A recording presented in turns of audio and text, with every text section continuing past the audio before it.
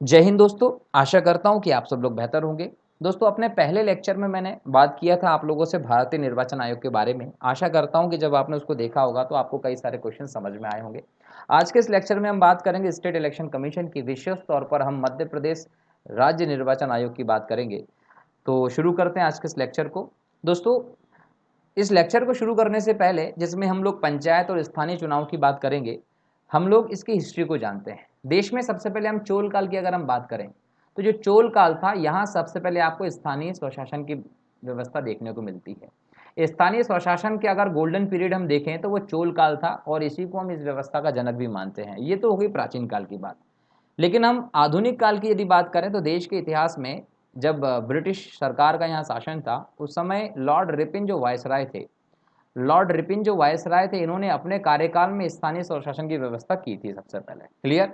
और आज़ादी के बाद की बात करें तो आज़ादी के बाद देश का संविधान बना। 26 जनवरी 1950 को संविधान लागू हुआ, और 26 जनवरी 1950 को जो संविधान लागू हुआ, इसमें गांधीवादी तत्वों के तहत आर्टिकल 40 जो है, इसमें ग्राम पंचायतों की बात की गई थी। लेकिन दोस्तों, इसके होने के बावजूद कोई बड़ा परिवर्तन, कोई अच्छा विकास हम लोगों को पंचायतों के बोल सकते हैं कि दृष्टि से नहीं देखने को मिला था। कब तक नहीं देखने को मिला था? जब तक कि 1992-93 की हम बात करें, है ना। जब तक 73वां संशोधन और 74वां संशोधन नहीं आ गया, तब तक ऐसी कोई बड़ी व्यवस्था देखने को नहीं मिली थी। कारण सिर्फ ये मान सकते हैं कि जो राज्य के नीति निर्देशक तत्व हैं वो वाद योग्य नहीं है। मतलब इनको लागू करवाने के लिए आप कोर्ट में या इस प्रकार की व्यवस्था नहीं दी गई है। ये सरकार की इच्छा पर, उसकी व्यवस्था पर आधारित है कि जब उनके पास संसाधन होंगे तब आपको इस प्रकार की व्यवस्था दे दी जाएगी। तो चूंकि आर्टिकल नंबर 40 के तहत राज्य के नीति निर्देशक तत्वों का हिस्सा था ये, इसलिए हम बोल सकते हैं कि एक बड़े लेवल पर इसका विकास नहीं हुआ। लेकिन हाँ, इसके पहले छोटे छोटे लेवल पर कुछ प्रयास किए गए थे। जैसा एक प्रयास किया गया था नेहरू जी के समय 2 अक्टूबर 1959 में राजस्थान के नागौर में, इस प्रकार की व्यवस्था की गई पंचायत की। साथ साथ आंध्र प्रदेश एक राज्य था जहां पर इस प्रकार की व्यवस्था देखने को हम लोगों को मिली थी। ठीक है।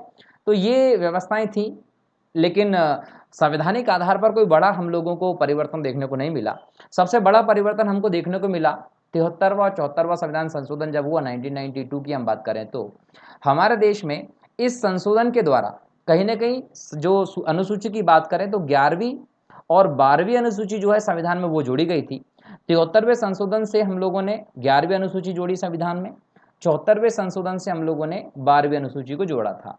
11वीं अनुसूची जो है वो पंचायतों की बात करती है, 12वीं अनुसूची जो है वो नगरीय निकायों की बात करती है। नगरीय में स्थानीय शासन की हम बात करें तो उसकी व्यवस्था 12वीं अनुसूची में है। ठीक है। तो यहां से हमारे देश में पंचायतों का एक व्यवस्थित क्रम स्टार्ट होता है, और इसी के संदर्भ में हम इस लेक्चर में कई सारे प्रश्नों को देखने वाले हैं कि राज्य निर्वाचन आयोग क्या है, किस प्रकार से काम करता है। ठीक है। तो चलिए, इसको जानने के बाद हम पहले क्वेश्चन पर आ जाते हैं। पहला क्वेश्चन आपका क्या है कि संविधान संशोधन द्वारा राज्य निर्वाचन आयोग के गठन का मार्ग प्रशस्त हुआ था। तो याद रखेंगे, जैसा मैंने अभी बताया, 73वां संशोधन 1992 की बात है। इस प्रकार की व्यवस्था हमारे संविधान में की गई, और मैंने अभी बताया कि संविधान में 73वां संशोधन करके कहीं ना कहीं राज्य निर्वाचन आयोग की व्यवस्था तो की गई थी। इसके द्वारा संविधान में 11वीं अनुसूची भी जोड़ी गई थी। इसके अलावा हम भाग 9 की बात कर लें तो वो भी संविधान में जोड़ा गया था। भाग 9 और 9 का जैसी स्थिति हमें बाद में ही देखने को मिली है, इतने लंबे समय के बाद। ठीक। तो यहां पर आपका उत्तर क्या है? 73वां संविधान संशोधन के द्वारा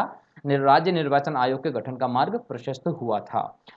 क्वेश्चन नंबर 2 है, राज्य निर्वाचन आयोग के गठन से संबंधित अनुच्छेद है। 4 अनुच्छेद दिए हैं। अनुच्छेद 243 ओ, अनुच्छेद 243 के, 242, 243। ये 4 अनुच्छेद में से कौन सा अनुच्छेद है जिसके तहत राज्य निर्वाचन आयोग के गठन की बात की गई? तो याद रखेंगे 243 के।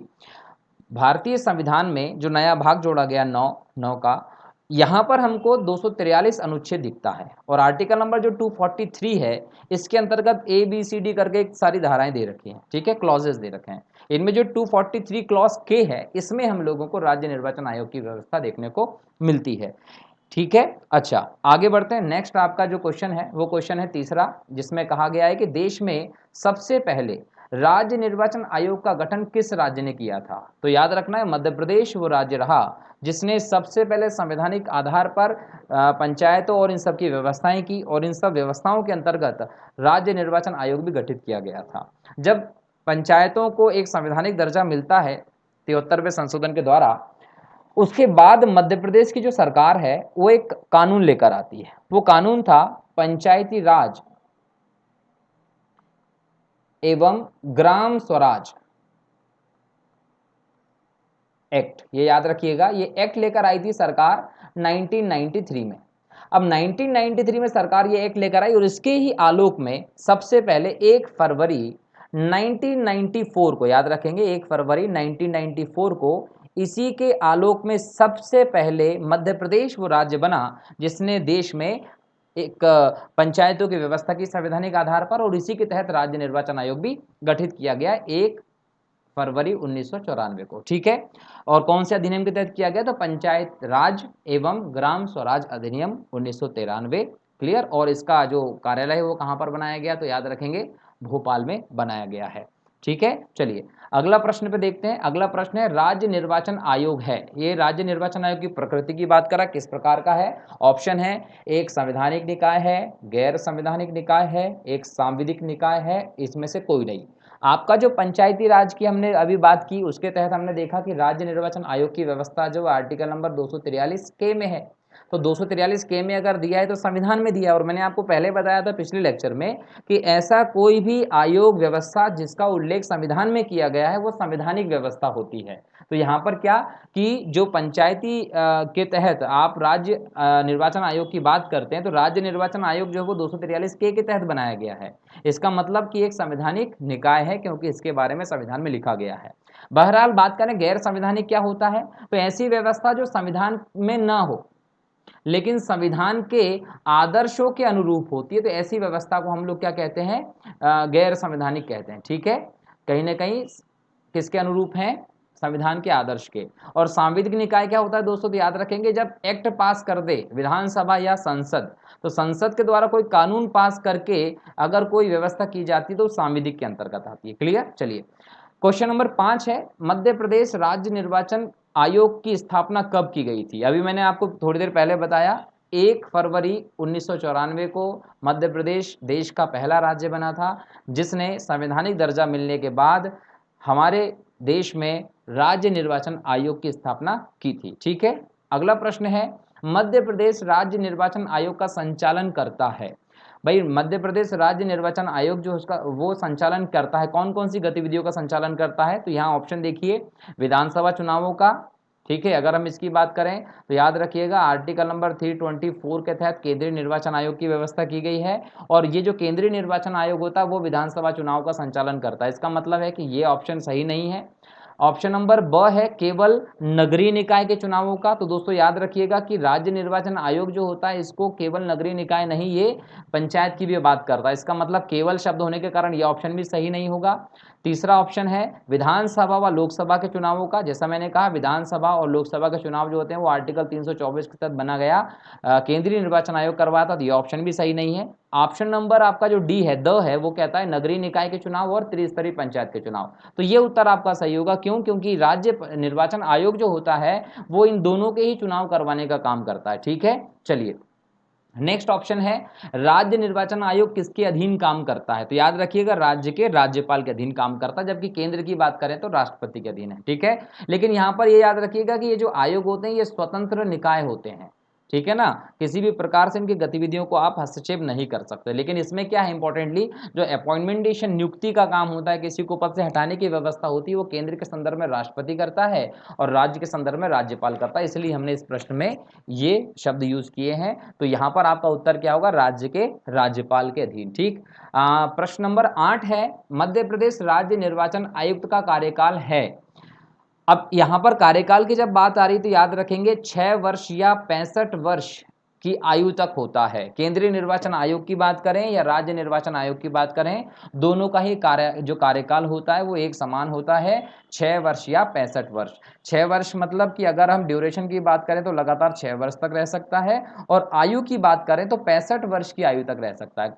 ये या तो ये पहले हो जाए या ये पहले हो जाए। अगर किसी व्यक्ति को अपने पोस्ट पे रहते हुए 6 साल हो गए तो वो पद पे नहीं रहेगा, और 65 साल की उम्र हो चुकी है तो भी उसको पद से हटना पड़ेगा। जो पहले हो जाए वो उसका कार्यकाल होगा। ठीक है, प्रश्न नंबर 9 कहता है मध्य प्रदेश राज्य निर्वाचन आयोग अपने कर्तव्यों के निर्वहन के लिए आवश्यक कर्मचारी उपलब्ध करने का अनुरोध किससे करता है।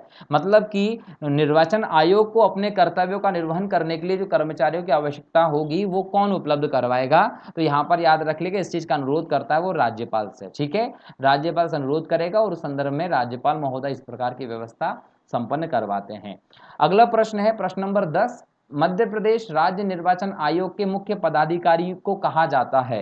अब जो हेड होता है मध्य प्रदेश राज्य निर्वाचन आयोग का उसको क्या कहते हैं। तो याद रखें उसको कहते हैं राज्य मुख्य निर्वाचन आयुक्त। ठीक है, राज्य मुख्य निर्वाचन आयुक्त इसको कहा जाता है। जैसे कि केंद्रीय निर्वाचन आयोग का जो होता है उसको क्या कहा जाता है, मुख्य निर्वाचन आयुक्त कहते हैं। और उसके लिए मुख्य निर्वाचन आयोग शब्द क्यों यूज होता है, क्योंकि वो पूरे देश के निर्वाचन की व्यवस्था के लिए एक बड़ी संस्थान है। यहाँ पर स्पेशली आप किसी राज्य की बात करते हैं तो अलग करने के लिए आप इसके आगे लगाते हैं राज्य मुख्य निर्वाचन आयुक्त। ठीक, क्वेश्चन नंबर 11 है राज्य निर्वाचन आयुक्त की नियुक्ति किसके द्वारा की जाती है। तो राज्य निर्वाचन आयुक्त की नियुक्ति की यदि हम बात करते हैं तो संबंधित राज्य के राज्यपाल के द्वारा इस प्रकार की नियुक्ति की जाती है। जैसे कि केंद्रीय निर्वाचन आयुक्त की नियुक्ति कौन करता है, राष्ट्रपति करता है, वैसे ही राज्य का जो संवैधानिक प्रमुख होता है वो राज्यपाल होता है। तो राज्य के निर्वाचन आयुक्त की जो नियुक्ति है वो राज्य के राज्यपाल के द्वारा की जाती है। ठीक है, प्रश्न नंबर 12 कहता है नगरीय निकायों एवं पंचायतों के चुनाव कराने का दायित्व किसका है।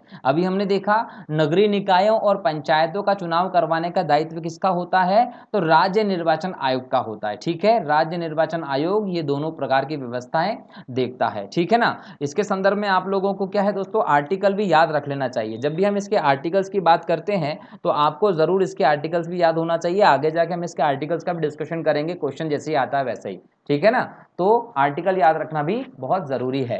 पहले क्वेश्चन नंबर 13 देखते हैं। प्रश्न नंबर 13 क्या कहता है, राज्य निर्वाचन आयोग के चुनाव आयुक्त को हटाया जा सकता है। तो यहां पर पूछा गया है कि राज्य निर्वाचन आयुक्त जो होता है उसके चुनाव आयुक्त को कैसे हटा सकते हैं। तो इसको हटाने की जो व्यवस्था है उसमें याद रखना है कि राज्यपाल के द्वारा हटाया जा सकता है। जैसे केंद्रीय निर्वाचन आयोग में राष्ट्रपति हटाता है उसी प्रकार राज्यों में राज्यपाल के पास ये शक्ति है कि उसको हटा सकता है। ठीक है, अगला प्रश्न है आपका प्रश्न नंबर 14। इसमें कहा गया है निम्न निर्वाचन प्रक्रियाओं की देखरेख, निर्देशन एवं नियंत्रण और संचालन का दायित्व राज्य निर्वाचन के पास है। इसमें से हम लोगों को छांटना है कि कौन कौन सी व्यवस्था राज्य निर्वाचन आयोग के अंतर्गत है। तो पंचायत के चुनाव संबंध में यस, पंचायत के चुनाव की व्यवस्था राज्य निर्वाचन आयोग की होती है, सही है। नगर पालिका के चुनाव की व्यवस्था बिल्कुल सही है, ये भी राज्य निर्वाचन आयोग भी करवाता है। जनपद स्तर के चुनाव की व्यवस्था बिल्कुल सही दोस्तों, ये तीनों कथन सत्य हैं, ये तीनों काम राज्य निर्वाचन आयोग के अंतर्गत आते हैं। इसलिए आपका उत्तर क्या हो जाएगा, उपरोक्त सभी, ये आपका सही उत्तर होगा। ठीक, क्वेश्चन नंबर 15 कहता है मध्य प्रदेश राज्य निर्वाचन आयोग अपनी वार्षिक रिपोर्ट किसे प्रस्तुत करता है। दोस्तों क्या होता है कि पूरा वर्ष जो काम होता है उसकी एक रिपोर्ट बनती है और रिपोर्ट कहीं ना कहीं दी जाती है। तो ये रिपोर्ट जो होती है वो विधानसभा में प्रस्तुत की जाती है। कहाँ पर, विधानसभा में ये रिपोर्ट जाती है, आप लोगों को ध्यान रखना है। ठीक है, और ये रिपोर्ट रखवाने का जो काम है ना वो राज्यपाल महोदय करते हैं। जैसे केंद्रीय निर्वाचन आयोग की रिपोर्ट होती है ना वो राष्ट्रपति महोदय संसद के दोनों सदनों में रखवाते हैं, वैसे ही राज्यपाल जो होता है उसके माध्यम से ये रिपोर्ट विधानसभा में कहीं ना कहीं प्रस्तुत होती है। किसके कहाँ प्रस्तुत होती है, तो विधानसभा में प्रस्तुत होती है। ठीक है, चलिए नेक्स्ट प्रश्न देखते हैं। निम्न में से किस अनुच्छेद के तहत राज्य निर्वाचन आयोग पंचायतों के चुनावों का संचालन करता है। तो पंचायतों के चुनावों का संचालन किस अनुच्छेद के तहत करता है, तो आपका उत्तर होगा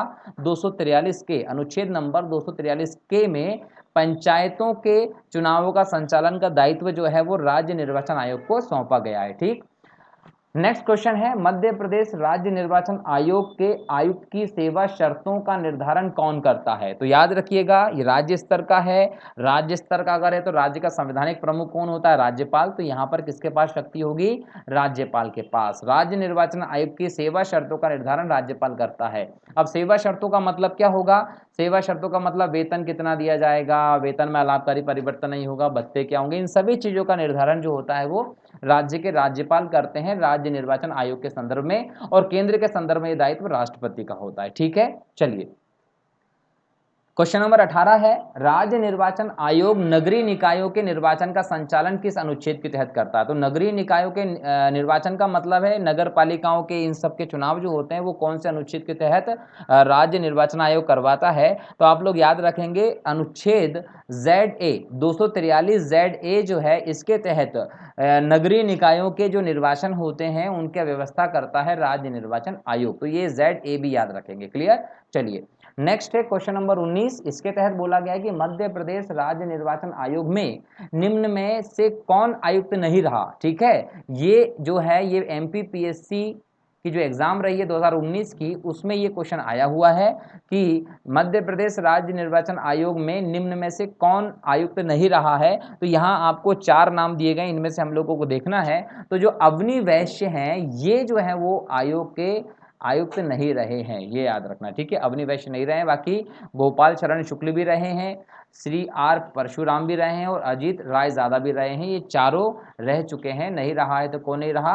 अवनी वैश्य जो है वो नहीं रहे हैं। ठीक है, अगर हम इनके सन की बात करें दोस्तों तो याद रखना है कि गोपाल शरण शुक्ल जो है वो जब रहे थे तो उनका समय था सन 2000 से लेके 2006। ये इस समय तक गोपाल शरण शुक्ल थे आयोग के अध्यक्ष। ठीक है, अगर मैं बात करूं R परशुराम की तो ये 2013 से 2018 तक, 2013 से 2018 का जो ड्यूरेशन रहा है इस अवधि तक R परशुराम जी जो थे वो आयुक्त थे। और अजीत रायजादा जो हैं वो 2010 से 2013 तक आयुक्त के तौर पर काम किए हुए थे। तो इनका कार्यकाल भी कभी कभी एग्जाम में पूछ लेता, तो याद रखिएगा कि इनका कार्यकाल क्या है, ये है, और अवनी वैश्य नहीं रहे हैं। क्वेश्चन नंबर 20 कहता है निम्न में से कौन सा मध्य प्रदेश राज्य निर्वाचन आयोग के आयुक्त रहे हैं? अब यहाँ पर रहे हैं की बात हो रही है, तो निम्नलिखित में से कौन रहे हैं? अगर ये देख लिया जाए तो NB लोहानी साहब भी रहे हैं, विजय सिंह प्रताप जो हैं ये भी रहे हैं,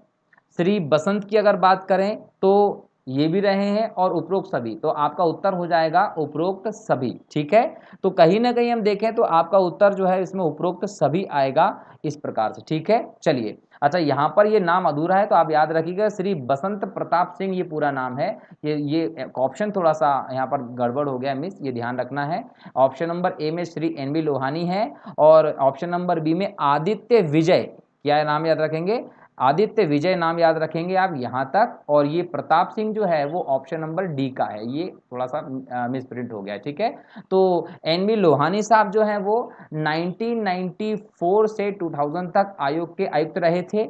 आदित्य विजय सिंह की बात करूं अगर मैं, तो आदित्य विजय सिंह जो है वो 2006 से 2010 तक, 2006 से 2010 तक आयुक्त रहे थे। श्री बसंत जी की अगर बात करता हूं तो ये 2019 से अभी वर्तमान में हैं। तो इसका मतलब आपका जो उत्तर होगा वो उपरोक्त सभी आ जाएगा। ठीक है, नेक्स्ट प्रश्न है दोस्तों, मध्य प्रदेश राज्य निर्वाचन आयोग के प्रमुख निर्वाचन आयुक्त कौन थे? जब प्रमुख निर्वाचन आयुक्त की बात हो जाती है और प्रथम की आ जाती है कि प्रथम निर्वाचन आयुक्त कौन थे, तो आपको याद रखना है NB लोहानी साहब। NB लोहानी साहब जो हैं वो पहले निर्वाचन आयुक्त के तौर पर काम किए हुए हैं। और NB लोहानी साहब जो हैं वो 1994 से 2000 तक, याद रखेंगे 1994 से 2000 तक ये अपने पद पर रहे थे, अपना पूरा कार्यकाल इन्होंने किया था। ठीक, क्वेश्चन नंबर 22 कहता है मध्य प्रदेश राज्य निर्वाचन आयोग के वर्तमान निर्वाचन आयुक्त कौन है? तो याद रखेंगे बसंत प्रताप सिंह जो है वो 2019 से लगातार इस पद पर बने हुए हैं। ठीक है, तो बसंत प्रताप सिंह वर्तमान में निर्वाचन आयुक्त के तौर पर काम कर रहे हैं। और इन्होंने जो है वो R परशुराम जी की जगह ली है। R परशुराम जो है इनके बाद जो है वो इनको बनाया गया है। तो कभी ये क्वेश्चन पूछता है कि बसंत प्रताप सिंह जी किसके बाद बने, तो R परशुराम के बाद बसंत प्रताप सिंह जी 2019 में निर्वाचन आयुक्त बनाए गए हैं मध्य प्रदेश राज्य निर्वाचन आयोग के। क्वेश्चन नंबर 23 कहता है मध्य प्रदेश राज्य निर्वाचन आयोग के प्रथम सचिव कौन थे?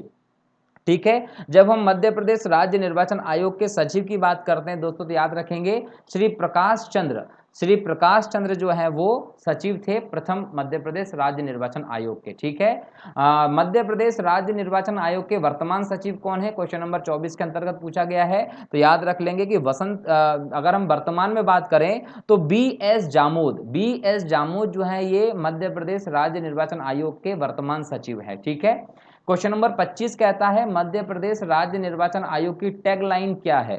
जब टैगलाइन पूछेगा तो याद रखेंगे हर वोट कीमती, हर निकाय महत्वपूर्ण, ये टैगलाइन है मध्य प्रदेश राज्य निर्वाचन आयोग की। ठीक।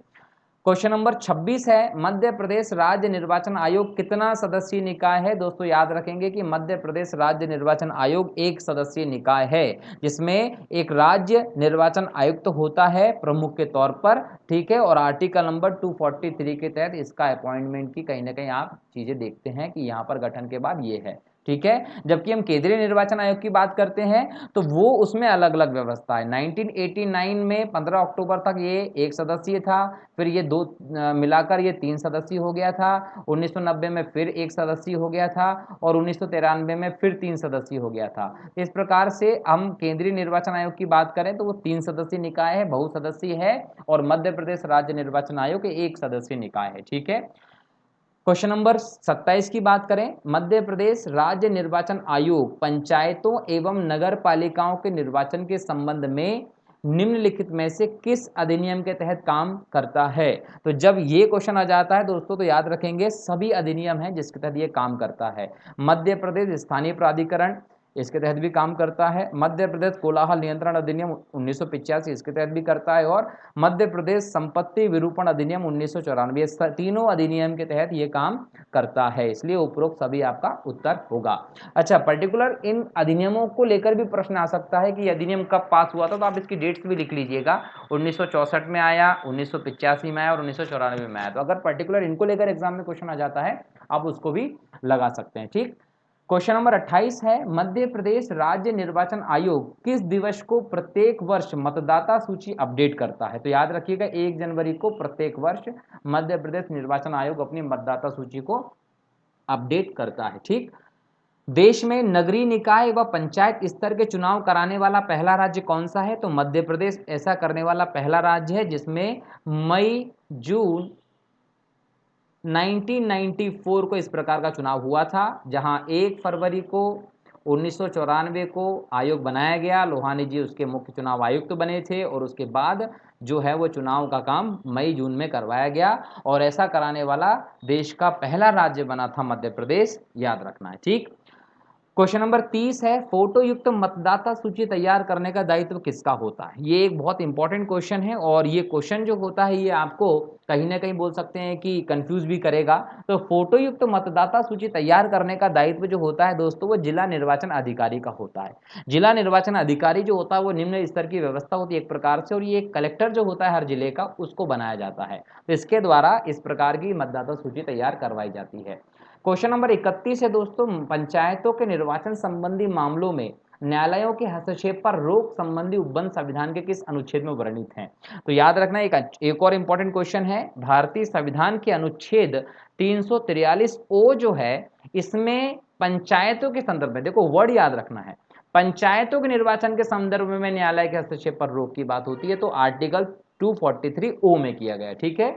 अगला क्वेश्चन है 32, नगर पालिकाओं के निर्वाचन संबंधी मामलों में न्यायालयों के हस्तक्षेप पर रोक संबंधी प्रावधान संविधान के किस अनुच्छेद में है। तो इस प्रकार का जो प्रावधान है वो संविधान के 243 जेड जी में है।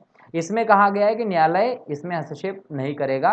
क्लियर। चलिए, आर्टिकल नंबर 33 कहता है पंचायत एवं नगर पालिका चुनावों में चुनाव चिन्हों का आवंटन उससे संबंधित विवादों का निपटारा कौन करता है। तो जब इस प्रकार की व्यवस्था आती है तो याद रखेंगे इस प्रकार के विवादों का निपटारा मध्य प्रदेश राज्य निर्वाचन आयोग के द्वारा किया जाता है। चुनाव चिन्ह भी वही बांटता है, विवादों का निपटारा भी वही करता है। ठीक है। क्वेश्चन नंबर 34 है मध्य प्रदेश के निर्वाचन भवन का उद्घाटन कब किया गया था। तो मध्य प्रदेश के जो निर्वाचन भवन है उसका उद्घाटन दोस्तों किया गया था 1 नवंबर 1997 को। डेट याद रखिएगा, 1 नवंबर 1997 को ये उद्घाटन किया गया था, और इस समय जो उद्घाटन करने वाले थे उनका नाम था मोहम्मद शफी कुरैशी। इन्होंने उद्घाटन किया था। और हम शिलान्यास की अगर हम बात करें दोस्तों तो याद रखिएगा ये निर्वाचन भवन का जो शिलान्यास है इसकी नींव जो है वो 12 जनवरी को 1995 को तत्कालिक राष्ट्रपति शंकर दयाल शर्मा जी ने रखी थी। तो इसकी नींव जो है वो शंकर दयाल शर्मा ने रखी थी, जबकि इसका उद्घाटन जो है वो 1 नवंबर 1997 को मध्य प्रदेश के स्थापना दिवस के समय मोहम्मद शफी कुरैशी ने की थी। ठीक है, और इस समय दिग्गी राजा दिग्विजय सिंह जी जो हैं वो इस समय मुख्यमंत्री हुआ करते थे। क्वेश्चन नंबर 35 है, निम्न में से कौन मध्य प्रदेश राज्य निर्वाचन आयोग में सचिव के पद पर नहीं रहा है? अगर मध्य प्रदेश राज्य निर्वाचन आयोग में सचिव की बात करें दोस्तों, तो श्री अनिल भारद्वाज जी जो हैं वो सचिव के पद पर नहीं रहे हैं। इसके पहले हम बात करें तो यशपाल कुमार जी जो हैं वो 1995 से लेकर 1997 तक इस पद पर रहे हैं। राकेश बंसल की बात करें तो 2001 से 2002 तक वो सचिव के पद पर रहे हैं। और हरिलाल त्रिवेदी की बात करें तो 2006 से 2007 तक वो सचिव के पद पर रहे हैं। ठीक है, लेकिन अनिल भारद्वाज इस पद पे नहीं रहे हैं। तो आपका उत्तर होगा the Anil Bhardwaj ji. Question number 36 है, मतदाता जागरूकता के विज्ञापनों एवं प्रकाशन प्रसारण करना किसका मुख्य दायित्व है? तो इस प्रकार का जो दायित्व है वो मध्य प्रदेश राज्य निर्वाचन आयोग का है, ताकि वो मतदाता को जागरूक करने के लिए इस प्रकार के विज्ञापन आदि चीज़ें निकालते रहें और चीज़ें होती रहें, जागरूक होते रहें मतदाता, और वोटिंग परसेंटेज बढ़ता रहे, और उतना ही लोकतंत्र का ये जो पर्व होता है वो सफल होता जाए। क्वेश्चन नंबर 37 जो है इसको थोड़ा सा यूपीएससी लेवल का करने का प्रयत्न किया गया दोस्तों, क्योंकि पहले हमने देखा है कि एमपीपीएससी में क्वेश्चंस जो है इस प्रकार के भी आ रहे हैं जिसमें कोड दिए जाते हैं, तो स्टूडेंट इस प्रकार के क्वेश्चन जो होते हैं आसानी से बना नहीं पाते। तो उस कन्फ्यूजन को दूर करने के लिए हमने कोशिश की है कि इस प्रकार के क्वेश्चन दिए जाएं। तो क्वेश्चन नंबर 37 है, निम्नलिखित कथनों पर विचार कीजिए। 4 कथन दिए गए। पहला कथन है, राज्य निर्वाचन आयोग एक संवैधानिक संस्था है। बिल्कुल सही है, एक संवैधानिक संस्था के तौर पर देखते हैं हम राज्य निर्वाचन आयोग को। राज्य निर्वाचन आयोग भारत के निर्वाचन आयोग द्वारा विनियमित होता नहीं दोस्तों, इसमें जो काम होता है वो आप याद रखिएगा, राज्यपाल जो है इसमें इंपॉर्टेंट भूमिका में होता है। ये कथन सत्य नहीं है। पंचायतों व नगर पालिका चुनावों के मामले में न्यायालय के हस्तक्षेप पर रोक का प्रावधान किया गया है। बिल्कुल सही बात है, इस प्रकार का हस्तक्षेप न्यायालय नहीं कर सकता, और मैंने आप लोगों को बताया कि आर्टिकल्स किस हिसाब से इसके प्रावधान की बात करते हैं। राज्य निर्वाचन आयुक्त मुख्य निर्वाचन आयुक्त की सलाह पर राज्यपाल नियुक्त करता, बिल्कुल नहीं, ये राज्यपाल का दायित्व है, वही करता है, बिना सलाह के भी कर सकता है। ठीक है, तो यहाँ पर चौथा कथन सत्य नहीं है और दूसरा कथन सत्य नहीं है। सत्य कथन है आपका 1 और 3। तो आपका जो अ है 1 और 3 जो है वो आपका सही उत्तर होगा। ठीक है, प्रश्न नंबर 38 है दोस्तों, उसको जरा देख लेते हैं। प्रश्न नंबर 38 में भी कथन दिए गए हैं, 4 कथन है। पहला कथन क्या कहता है, राज्य निर्वाचन आयोग का गठन 73वें संविधान संशोधन अधिनियम के तहत आर्टिकल 243 ट में है। ठीक है, तो याद रखना है ये 243 ट जो है वही 243 के है, इसका मतलब ये कथन सही है। दूसरा कथन है, राज्य निर्वाचन आयोग को 74वें संविधान संशोधन द्वारा नगर पालिका नगर पंचायत चुनाव हेतु अधिकृत किया गया है। बिल्कुल सही बात है, इसी के लिए तो इसका गठन किया गया है। तीसरा कथन है, राज्य निर्वाचन आयोग अनुच्छेद 243 य क के तहत नगर पंचायत के चुनाव संपन्न करवाता है। तो ये भी याद रखिएगा कि ये सही कथन है। ठीक है, इसके बाद चौथा कथन है, राज्य निर्वाचन आयोग का गठन राज्यपाल द्वारा प्रत्येक 4 वर्ष पर किया जाता है। दोस्तों यहाँ याद रखिएगा कि 6 वर्ष तो कार्यकाल होता है, तो ऐसे में 4 वर्ष जो है वो सही नहीं है, तो कहीं ना कहीं चौथा ऑप्शन सही नहीं है। तो आपके 1 2 3 कथन जो है वो सही है। तो उत्तर में देखिए कि 1 2 3 कहाँ आ रहा है, तो 1 2 3 जो है वो आपका यहाँ आपको देखने को मिलेगा। ठीक है, चलिए आगे बढ़ते हैं नेक्स्ट क्वेश्चन की तरफ दोस्तों। चलिए, क्वेश्चन नंबर 39 कहता है, राज्य निर्वाचन आयोग के संदर्भ में सत्य है। तो राज्य निर्वाचन आयोग के संदर्भ में सत्य है, कथन देखना है। 4 कथन इसमें भी है। राज्य निर्वाचन आयुक्त जो राज्यपाल द्वारा नियुक्त होता है, ये कथन बिल्कुल सही है, हाँ होता है। राज्य निर्वाचन आयोग को शक्तियां राज्य विधानमंडल द्वारा प्राप्त होती हैं, बिल्कुल सही है। राज्य निर्वाचन आयुक्त को उसी रीति से हटाया जा सकता है जिस प्रकार उच्च न्यायालय के न्यायाधीश को हटाया जाता है, बिल्कुल सही है। नियुक्ति के बाद राज्य निर्वाचन आयोग की सेवा शर्तों में अलाभकारी परिवर्तन नहीं किया जा सकता, बिल्कुल आप उसके वेतन भत्तों में कटौती नहीं कर सकते, तो ये भी सही है। तो चारों सही, इसका मतलब ऑप्शन बी जो है वो आपका सही हो जाएगा इस हिसाब से। क्वेश्चन नंबर 40, अनुच्छेद 243 ट के अनुसार व्यवस्था की हमको देखना है। तो ट मतलब के, तो इसके अनुसार देखना है कि कौन सा कथन सत्य है कौन सा नहीं है। तो पंचायत चुनाव हेतु एक राज्य निर्वाचन आयोग होगा, बिल्कुल सही है। राज्य निर्वाचन आयुक्त की नियुक्ति राज्यपाल के द्वारा की जाएगी, ये भी सही है। राज्य निर्वाचन आयुक्त के अनुरोध पर राज्यपाल उसके कार्य हेतु कर्मचारी उपलब्ध कराता है, बिल्कुल सही है। राज्य निर्वाचन आयुक्त की सेवा शर्तें राज्यपाल द्वारा निर्धारित होती है, ये भी सही है। मतलब सभी कथन सत्य हैं, उत्तर हो जाएगा द, उपरोक्त सभी सत्य होंगे। क्वेश्चन नंबर 41 है दोस्तों, मध्य प्रदेश राज्य निर्वाचन आयोग द्वारा जारी किए गए मोबाइल ऐप का नाम क्या है? तो ऐप जो था उसका नाम था चुनाव। इस नाम से ऐप जो था वो जारी किया था मध्य प्रदेश राज्य निर्वाचन आयोग ने। क्वेश्चन नंबर 42 है, राज्य निर्वाचन आयोग के इनमें से क्या कार्य हैं? तो इनमें से हम लोगों को कार्य देखना है। पंचायतों का निर्वाचन कराना बिल्कुल सही है, नगरीय निकायों का निर्वाचन कराना बिल्कुल सही है, विधानमंडल के चुनाव ये नहीं कराता, इसका मतलब आपका उत्तर हो जाएगा 1 और 2 दोनों। प्रश्न नंबर 43 है, पंचायत चुनावों के लिए मतदाता सूची तैयार करना जिसमें नाम जोड़ना, हटाना एवं प्रकाशन शामिल है, किसका कार्य है? तो इसका उत्तर दोस्तों आपको याद रखना है, उत्तर होगा आपका बी। ठीक है, नेक्स्ट है आपका प्रश्न, विधानसभा व विधान परिषद के लिए चुनाव की अधिसूचना इनमें से कौन जारी करता है? विधानसभा और विधान परिषद के चुनाव की अधिसूचना दोस्तों राज्यपाल द्वारा जारी की जाती है। ठीक है, पंचायतों तथा नगर पालिका चुनावों के लिए अधिसूचना कौन जारी करता है? तो ये जो व्यवस्था है ये भी अधिसूचना राज्यपाल के द्वारा जारी की जाती है।